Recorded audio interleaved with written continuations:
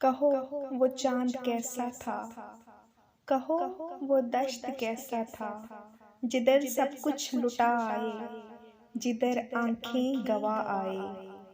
कहा सैलाब जैसा था, बहुत चाहा कि बच निकले, मगर सब कुछ बहा आए। कहो वो हिज्र कैसा था, कभी छू कर उसे देखा तो तुमने क्या भला पाया।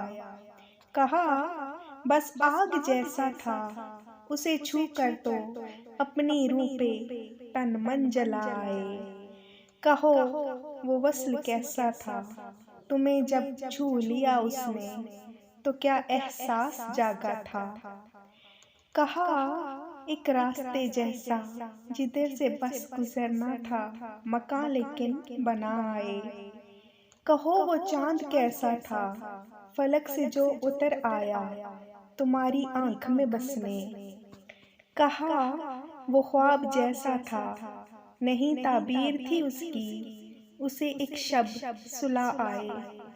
कहो वो इश्क कैसा था, बिना परखे किया तुमने। कहा तितली के रंग जैसा, बहुत कच्चा अनोखा सा, जभी उसको बुला आए। कहो वो नाम कैसा था, जिसे सहराओं और चंचल हवाओं पर लिखा तुमने। कहा बस मौसमों जैसा, न जाने किस तरह किस पल किसी रूह में मिटा आए।